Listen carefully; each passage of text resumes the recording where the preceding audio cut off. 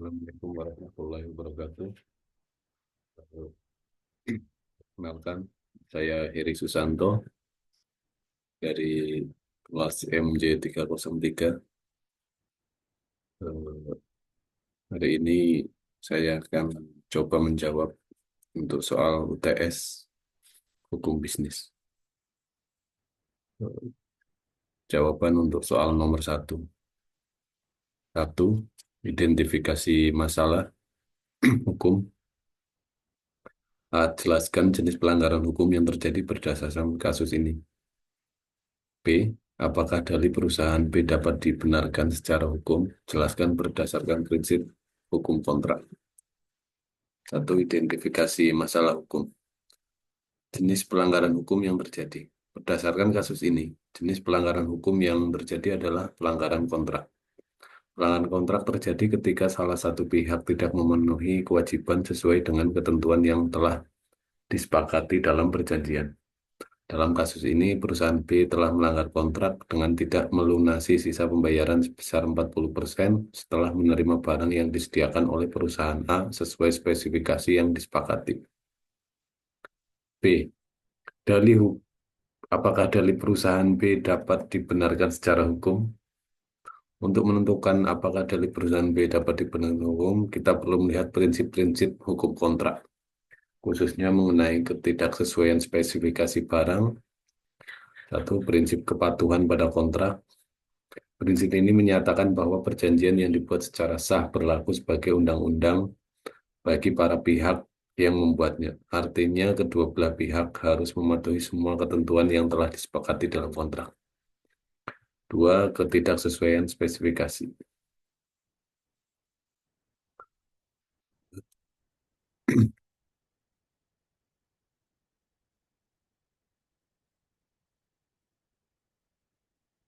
Jika terdapat ketidaksesuaian spesifikasi barang, pihak yang menerima barang perusahaan atau perusahaan B berhak untuk menolak barang tersebut atau meminta perbaikan. Namun, ketidaksesuaian tersebut harus signifikan dan mempengaruhi fungsi atau kualitas barang secara keseluruhan.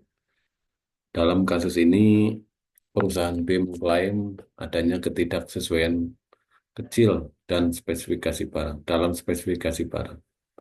Jika ketidaksesuaian tersebut tidak signifikan dan tidak mempengaruhi fungsi atau kualitas barang secara keseluruhan, maka dalih perusahaan B untuk tidak melunasi sisa pembayaran tidak dapat dibenarkan secara hukum. 3. Kewajiban pembayaran. Berdasarkan prinsip hukum kontrak, perusahaan B tetap berkewajiban untuk melunasi pembayaran sesuai dengan ketentuan yang telah disepakati dalam kontrak. Jika barang yang diterima dan ketidaksesuaian spesifikasi tidak signifikan, perusahaan B tidak memiliki dasar hukum yang kuat untuk menahan sisa pembayaran. Berdasarkan kasus pelanggaran kontrak pengadaan barang, berikut adalah beberapa pasal yang relevan dalam Kitab Undang-Undang Hukum Perdata dan peraturan terkait pengadaan barang atau jasa di Indonesia. Satu, Kitab Undang-Undang Hukum Perdata. Pasal 1238 KUHP KUH Perdata menyatakan bahwa debitur dianggap lalai jika ia tidak memenuhi kewajibannya dalam jangka waktu yang telah ditentukan dalam perjanjian atau jika ia tidak memenuhi kewajibannya setelah diberi peringatan atau somasi. 2. Pasal 1243 KUH Perdata menyatakan bahwa jika debitur tidak memenuhi kewajibannya, kreditur berhak menuntut ganti rugi atas kerugian yang diderita akibat kelalaian tersebut. Pasal 1338 KUHP Perdata menyatakan bahwa semua perjanjian yang dibuat secara sah berlaku sebagai undang-undang bagi mereka yang membuatnya. Perjanjian tersebut harus dilaksanakan dengan iktikat baik. Peraturan Presiden Nomor 16 Tahun 2018 tentang pengadaan barang atau jasa pemerintah diubah dengan Perpres Nomor 12 Tahun 2021. Pasal 118 sampai pasal 124 mengatur tentang sanksi administratif dan pidana bagi penyedia barang atau jasa yang melanggar ketentuan dalam kontrak pengadaan barang atau jasa pemerintah. Tinjauan yuridis, satu peraturan LKPP nomor 12 tahun 2021 mengatur tentang pedoman pengadaan barang jasa melalui penyedia, termasuk sanksi bagi penyedia yang melakukan pelanggaran kontrak. Dalam kasus ini, perusahaan B dapat dianggap melanggar pasal 1238 dan pasal 124. Pasal 1243 KUHP Perdata karena tidak memenuhi kewajiban untuk melunasi sisa pembayaran. Selain itu, prinsip dalam pasal 1338 KUH Perdata menegaskan bahwa perjanjian yang dibuat secara sah harus dilaksanakan dengan itikat baik, yang berarti perusahaan B harus memenuhi kewajiban sesuai dengan perjanjian yang telah disepakati. Lanjut, untuk jawaban soal nomor 2, untuk analisis kontrak. Berdasarkan kasus ini, sebutkan elemen-elemen penting yang harus ada dalam sebuah kontrak agar sah secara hukum. B. Apakah perusahaan A dapat mengklaim kerugian? Jika iya, bentuk kerugiannya apa saja yang bisa mereka ajukan? Satu, jawabannya. Analisis kontrak. Elemen-elemen penting dalam kontrak agar sah secara hukum. Berdasarkan pasal 1320 Kitab Undang-Undang Hukum Perdata, ada 4 elemen penting yang harus ada dalam sebuah kontrak agar sah secara hukum. Satu, kesepakatan para pihak. Para pihak yang terlibat dalam kontrak harus sepakat mengenai hal-hal yang diperjanjikan tanpa adanya paksaan, penipuan, atau kekhilafan. Contoh, perusahaan A dan perusahaan B sepakat mengenai spesifikasi barang dan jadwal pembayaran. Dua, kecakapan hukum. Para pihak membuat kontrak harus memiliki kecakapan hukum, yaitu dewasa dan tidak berada di bawah pengaruh yang mengurangi kemampuan mereka untuk membuat keputusan yang sah. Contoh, kedua perusahaan diwakili oleh pihak yang berwenang dan memiliki kapasitas hukum yang untuk menandatangani kontrak. Tiga, hal tertentu. Objek dari kontrak harus jelas dan dapat ditentukan. Ini berarti barang atau jasa yang diperjanjikan harus spesifik dan dapat diidentifikasi. Contoh, spesifikasi barang yang harus disediakan oleh perusahaan A dijelaskan secara rinci dalam kontrak. Empat, sebab yang halal. Tujuan dari kontrak harus sah dan tidak bertentangan dengan hukum, moral, atau ketertiban. Contoh, kontrak pengadaan barang perusahaan A dan perusahaan B memiliki tujuan yang sah dan tidak melanggar hukum. Untuk jawaban yang B, apakah perusahaan A dapat mengklaim kerugian? Jawabannya ya, perusahaan A dapat mengklaim kerugian karena perusahaan B telah melanggar perjanjian dengan tidak melunasi sisa pembayaran. Bentuk kerugian yang bisa diajukan oleh perusahaan A antara lain kerugian material, kerugian yang nyata dan dapat dihitung secara finansial. Contohnya kerugian yang timbul akibat tidak diterimanya sisa pembayaran sebesar 40% dari nilai kontrak. Dua, kerugian imaterial, kerugian yang tidak dapat dihitung secara finansial tetapi berdampak pada reputasi atau nama baik perusahaan. Contoh kerugian reputasi yang dialami perusahaan A karena ketidakmampuan perusahaan B yang untuk memenuhi kewajibannya dapat mempengaruhi kepercayaan mitra bisnis lain. Yang ketiga, kerugian konsekuensial. Kerugian yang timbul akibat tidak langsung dari pelanggaran kontrak.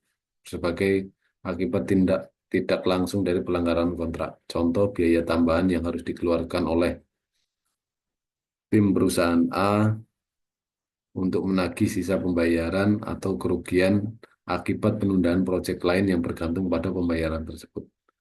Dengan mengajukan klaim kerugian ini, perusahaan A dapat meminta ganti rugi atas kerugian yang diderita akibat pelanggaran kontrak oleh perusahaan B.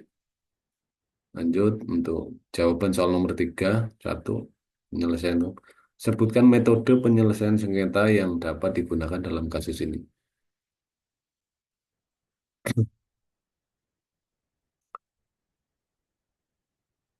Kedua, jelaskan mana lebih sesuai untuk kasus ini dan mengapa. Tiga, penyelesaian sengketa. Metode penyelesaian sengketa ada beberapa metode penyelesaian sengketa yang dapat digunakan dalam wujud. Satu, negosiasi. Terus kedua, mediasi. Ketiga, arbitrase. Keempat, ligitasi. Untuk satu, negosiasi. Pihak-pihak yang bersengketa mencoba menyepakati kesepakatan tanpa melibatkan pihak ketiga. Ini adalah metode yang paling awal yang dan umum digunakan. Terus kedua, mediasi. Mediator independen membantu pihak-pihak yang bersengketa untuk mencapai kesepakatan. Mediator tidak memiliki keputusan hukum, tetapi tidak sebagai fasilitator. Ketiga, arbitrase. Sengketa dibawa ke hadapan arbiter atau panel arbiter independen yang akan membuat keputusan yang mengikat. Terus keempat, ligitasi atau pengadilan. Pihak-pihak membawa sengketa ke pengadilan untuk memperoleh keputusan hukum. Lanjut. Kelima, keterbatasan mungkin tidak cocok sengketa kompleks atau besar. Metode yang lebih sesuai untuk kasus ini. Untuk kasus ini, mediasi atau arbitrase mungkin lebih sesuai dibandingkan dengan ligitasi. Eh, berikut alasannya.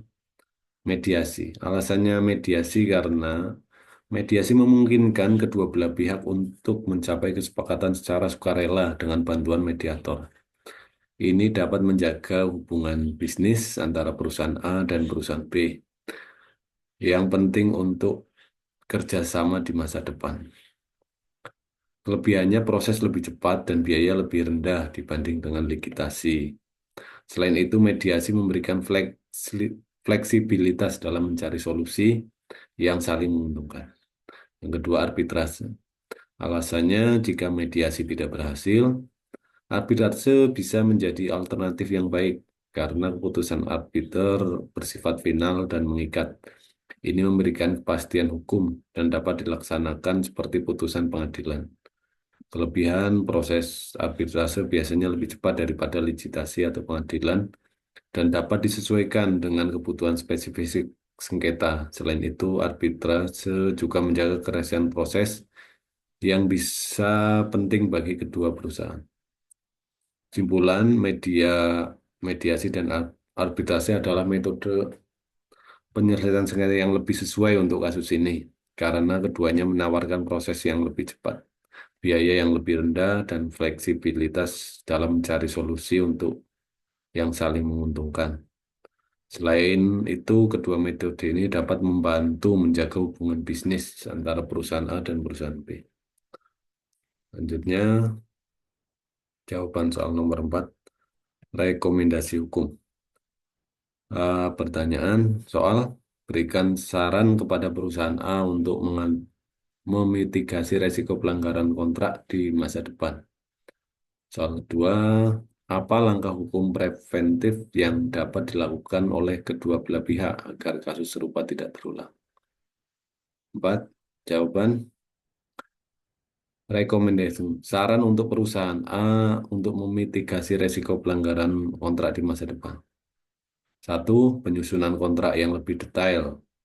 Langkah, pastikan kontrak mencakup semua detail penting, termasuk spesifikasi barang, jadwal pengiriman, dan ketentuan pembayaran. Tambahkan klausul yang jelas mengenai konsekuensi jika salah satu pihak tidak memenuhi kewajibannya. Contoh menyertakan dalam klausul penalti atau denda jika pembayaran tidak dilakukan tepat waktu atau jika barang tidak sesuai spesifikasi. Dua, klausul penyelesaian sengketa. Langkahnya sertakan klausul penyelesaian sengketa dalam kontrak yang mengatur metode penyelesaian seperti mediasi atau arbitrase sebelum membawa kasus ke pengadilan. Contoh, menyepakati bahwa setiap sengketa yang diselesaikan melalui arbitrase di bawah aturan Badan Arbitrase Nasional Indonesia atau BANI. Tiga, audit dan inspeksi berkala. Lakukan audit dan inspeksi berkala terhadap barang yang dikirim untuk memastikan kesesuaian dan spesifikasi yang disepakati. Contoh, mengadakan inspeksi bersama antara perwakilan perusahaan A dan perusahaan B sebelum mengirim barang untuk memastikan kualitas dan spesifikasinya. 4. Penggunaan jaminan atau garansi. Meminta jaminan atau garansi dari pihak pembeli untuk memastikan pembayaran akan dilakukan sesuai dengan ketentuan kontrak. Contoh meminta bank, garansi, atau letter of credit sebagai jaminan pembayaran dari perusahaan B.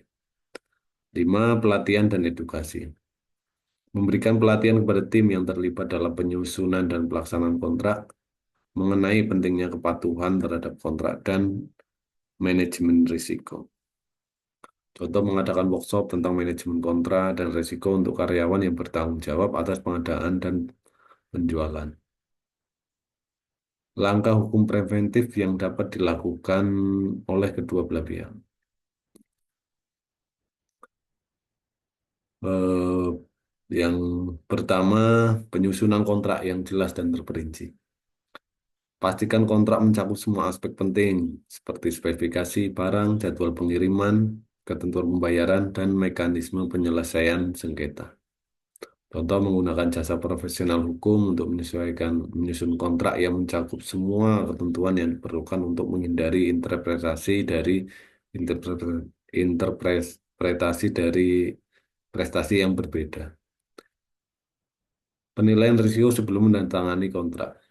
Lakukan penilaian risiko untuk mengidentifikasi potensi masalah yang mungkin timbul selama pelaksanaan kontrak. Contoh menggunakan metode analisis risiko untuk mengevaluasi kemungkinan dan dampak risiko serta menyusun rencana mitigasi.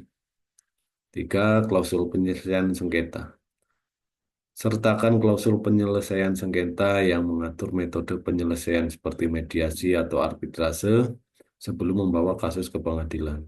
Contoh menyepakati bahwa setiap sengketa akan diselesaikan secara arbitrase di bawah aturan Badan Arbitrase Nasional atau BANI.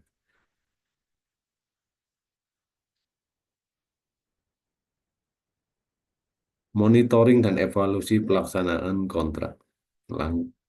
Lakukan monitoring dan evaluasi secara berkala terhadap pelaksanaan kontrak yang memastikan kepatuhan terhadap ketentuan yang telah disepakati. Contoh, mengadakan rapat evaluasi bulanan untuk membawa progres pelaksanaan kontrak dan mengidentifikasi potensi masalah.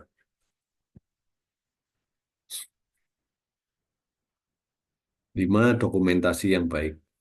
Pastikan semua komunikasi dan perubahan terkait kontrak didokumentasikan dengan baik.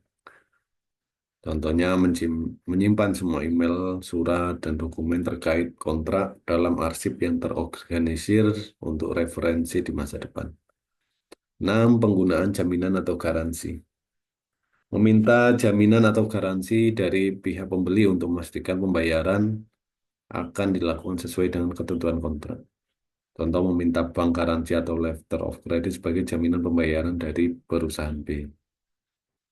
Dengan menerapkan langkah-langkah ini, perusahaan A dan perusahaan B dapat mengurangi risiko pelanggaran kontrak dan memastikan bahwa setiap sengketa yang timbul dapat diselesaikan dengan cara yang efisien dan efektif. Oke, terima kasih. Sekian dari saya. Assalamualaikum warahmatullahi wabarakatuh.